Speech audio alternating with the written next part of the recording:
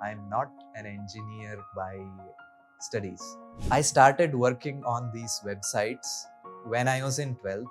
I remember writing the first line of code for the mobile application.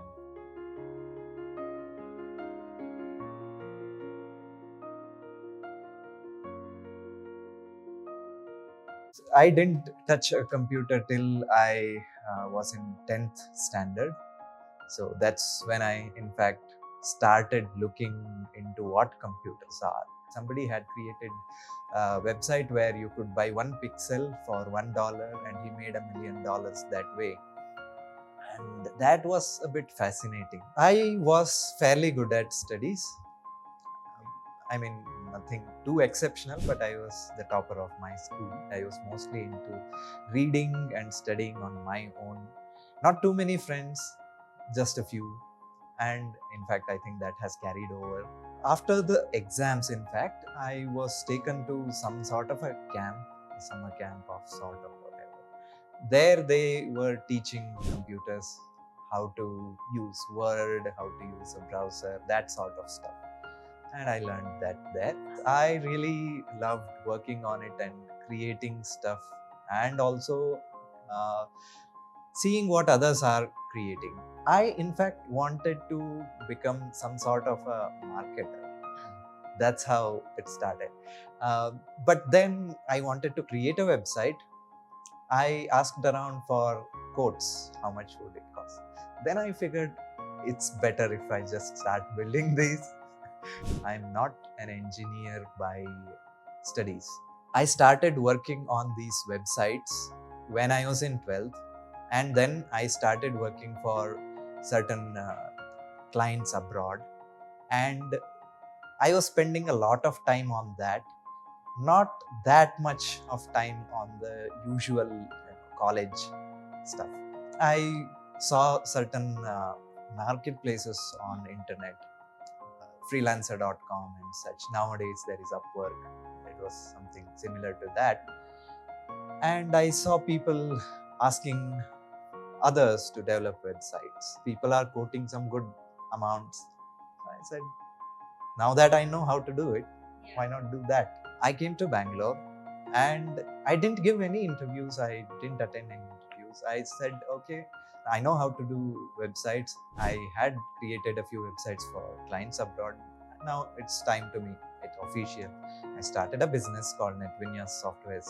So I have created quite a few websites using that, had a few clients, but overall, I mean, there was not much stability, so I then thought of going to a different path. I bought my computer by working in cyber cafes. So I didn't have a computer when I started learning coding. So I used to sit in cyber cafes with some sort of an account going because I wasn't paying daily. I used to sit there for 3 hours, 4 hours every day, learn coding, do stuff for my clients. I wouldn't say it's great code, whatever I wrote then, but it used to work. So, yeah, I did that. And from that income, I bought my first computer and went from there. What happens with a business is that coding is not the only thing you need. You need excellent sales, customer support, everything. And that's a slightly different skill set. I figured my skill set is software development, so it's best if I stick to that. There was some job ad on LinkedIn or Indeed, either of those, I don't remember exactly. I saw that, okay, this is the first interview, let me go see how it goes. I went, I got selected. Yeah, even in my first interview, by that time I had enough of a portfolio to show that, okay, I have built all these things and I can do the same for you. So Entree, that was the brand. Lounge e-commerce, that was the company. So they already had the food delivery product, basically very small scale, like 100 orders a day kind of small scale, but they didn't have a tech team or anything. They had outsourced building that product to some company. They had a very MVP kind of thing going. They wanted somebody who had good enough experience, who can also build it and scale. They were looking for somebody who had similar experience of like building end-to-end solutions. It was great. I still sometimes miss those days because we were building this food delivery business. We had built the entire application, restaurant experience, and customer support experience, finance. There were a lot of things there. And we built all that. We were a very small team, but we built everything. It was great. Unfortunately, company didn't get enough investments. So we ran out of cash, and that's how we had to. That was the opportunity at the right time. If we had just stayed for like a couple of years more, like a lot of businesses then got investments and everything during the COVID aftermath. Even Jupiter was very new. Like I was employee number 20 there. Somebody from there had called me. I think they got my resume because the Entree's investors had shared it, and that's how they got to know about me. And there was a lot of building new stuff that was going on, laying the foundations, doing everything. So I remember writing the first line of code for the mobile application. So if you go to the Git history of that application, you'll see the initial commits that I did. Working with Jitin was awesome. I directly worked with him on a product there called Bullet, which was like UPI based credit basically. He has a lot of energy and he knows exactly what needs to be there. We launched Jupiter. It was successful. When I left, I think there were like 500 or 600,000 users. So that journey of getting it from 0 to 1 and to an extent even 10 maybe.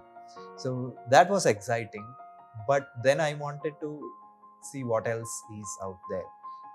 And also as a software engineer, I wanted to develop different sorts of things. There was an opportunity to basically move to Canada. And since I had spent my whole life in India, hadn't seen outside for anything more than very basic travel, I thought, okay, let's go there, see how they live and work. I came back to India on vacation, and here I met a few people. Again, I worked with them at Jupiter. They had been building some cool stuff related to privacy and such. And they gave me a good offer. So I kind of knew the difference between growing wealth and savings. So far, all the fintechs that I had seen were focused on just growth of your wealth and such stuff.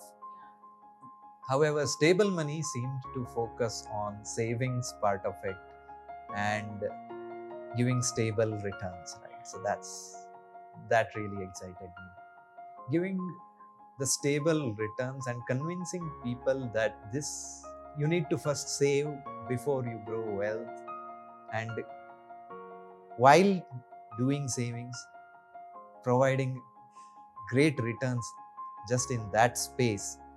So stable money is already doing that, and I love it that way. But if it reaches more people, that would be much, and it's great.